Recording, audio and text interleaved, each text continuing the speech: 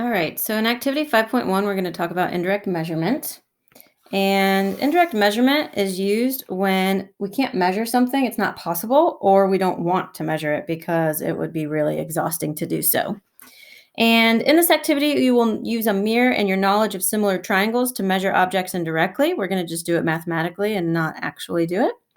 So before we start, though, we're going to talk about a couple things. The first one would be an independent or an incident ray and a reflected ray. And if you see on the picture, I've already highlighted it and I'll redo it again. So we've got the incident ray. Let me erase this so you guys can see it again. We've got the incident ray that comes down, reflects off a mirror, and the reflection is the reflected ray.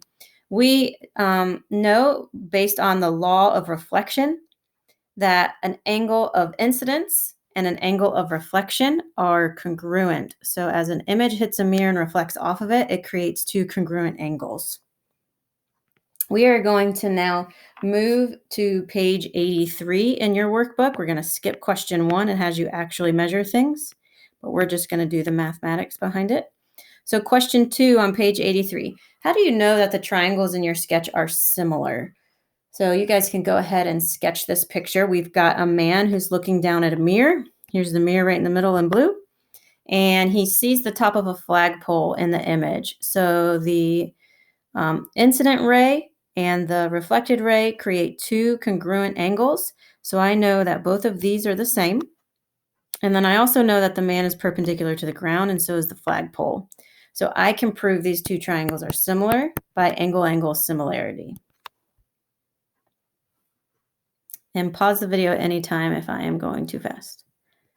So question 3 says use your sketch to write a proportion to calculate the height of the object and solve the proportion. So if we want to know the height of the flagpole, well, I've got two similar triangles. And if I set up corresponding side length ratios, I can make a proportion. So the man's height is corresponding to the flagpole. I'm just going to say flag to abbreviate. And then the man's distance from the mirror over the flag's distance from the mirror would help us calculate the height of the flagpole. We would then just cross multiply and then divide. They didn't give us any measures, so I couldn't really do that here. I would have had to make them up. All right, so moving on, question 5. We're going to skip 4, moving on to 5.